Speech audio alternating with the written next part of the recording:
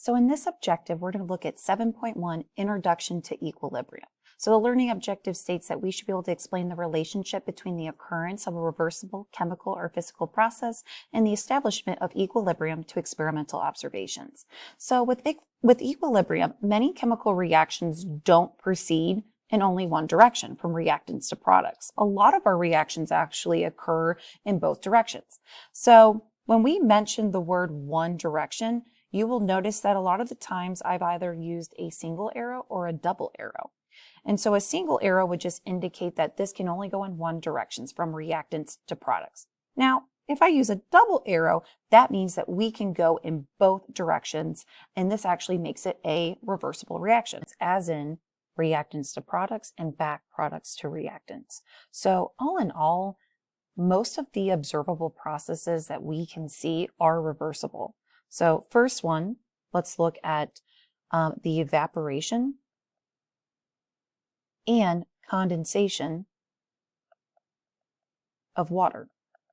So here in this case, to show what that reaction would look like, this is H2O liquid. I would use a double arrow H2O gas. So going from liquid to gas, that would be evaporation, and then gas to liquid would be condensation. So these reactions are reversible. We are able to go back and forth.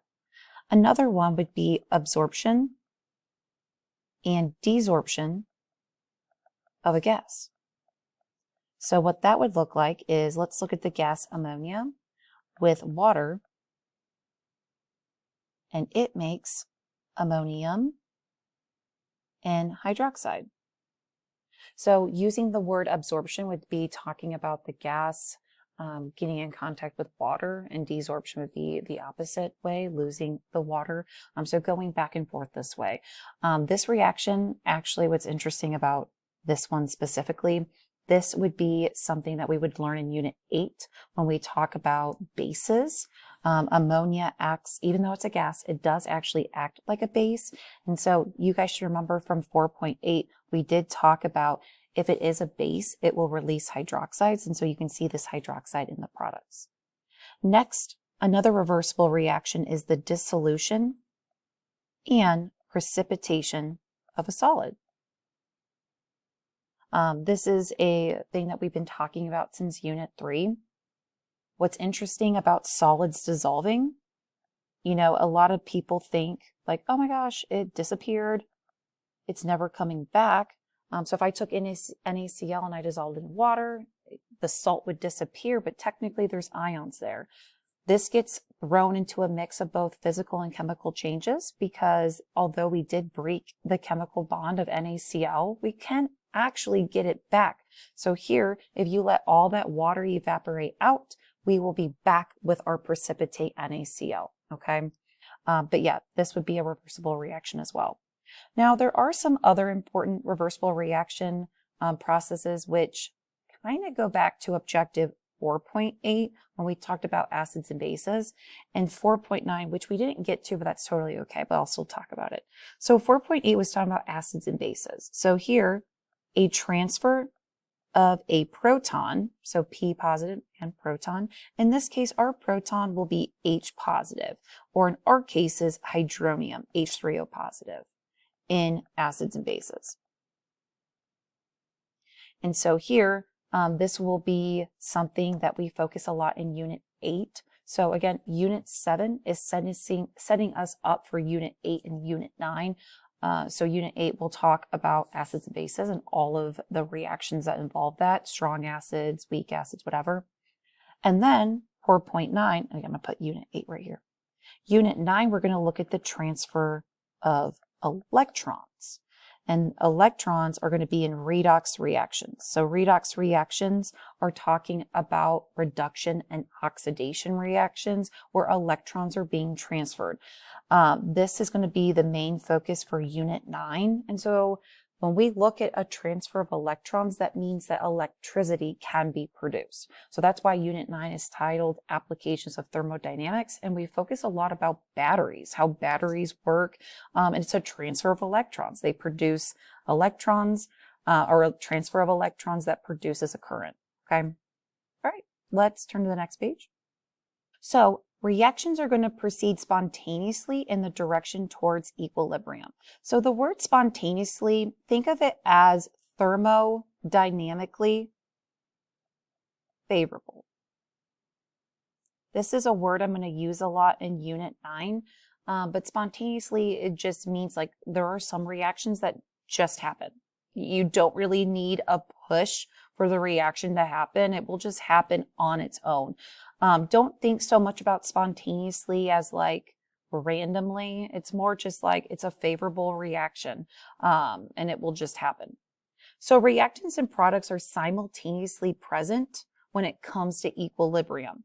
So when we reach a point of equilibrium, reactants and products will be both present, okay? And that means that the concentration or the partial pressures of all species remain constant. And again, this will happen during equilibrium.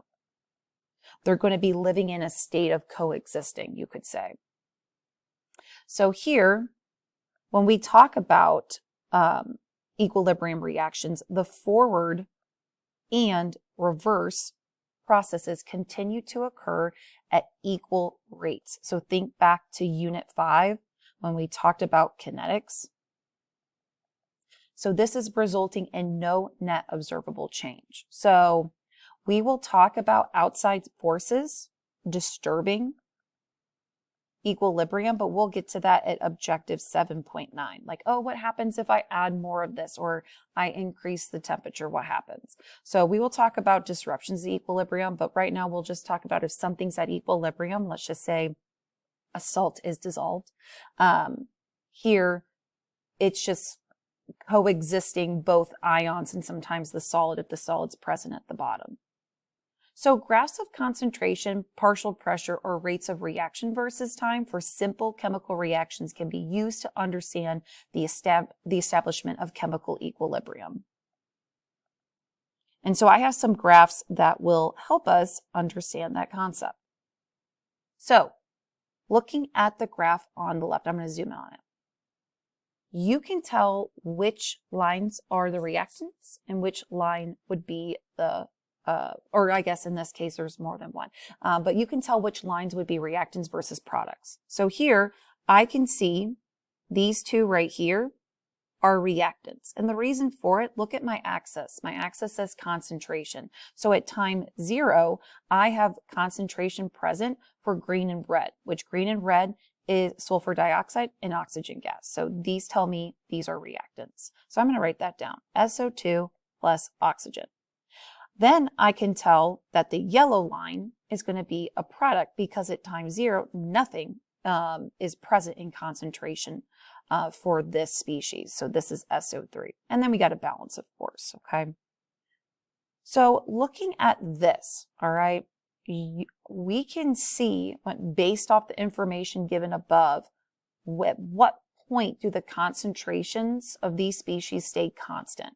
So at this point right here, at this time, whatever that time is, the species SO3, SO2, O2 are staying constant, okay? This would represent that equilibrium has been reached since they are constant. So here, based off this reaction, I want you to put little kf, just referencing towards the rate law constant for the forwards reaction. We're going to say this is the forwards reaction.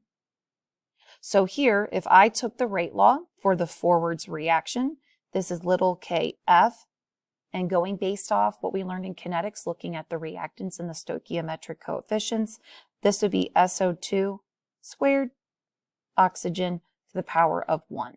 Now, granted, we would need to do more data as well as looking at graphs, experiments to see if this actually is the rate law, but we're going to assume this is a one elementary step reaction for this. All right, so let's look at the graph on the right. So this one, I can tell this is my reactant, SO3, and then now green and red are now my products. So this reaction is the same as the one on the left, but it's flipped. So here to write that reaction, I have 2 SO3 makes O2 plus 2 SO2. So here you can see at this time, this is when all of the species are constant and equilibrium is reached. So I would say in this case, going based off the first graph being the forwards, this is going to be the reverse. So here, R for reverse. So to write that rate law, this would be rate little r for reverse equals K reverse, and then looking at that reactant and taking it to its stoichiometric coefficient, I get SO3 to the power of 2. So looking at these two rates, we said at equilibrium, okay? At equilibrium, the rate of the forwards reaction will equal the rate of the reverse, okay? They will be the same thing. So here, to write this if you actually look at how I wrote those equations, I only showed one arrow. To show that they are in equilibrium, I will do now a double arrow to show that this is a reaction that is both favorable in the forwards and also the reverse direction.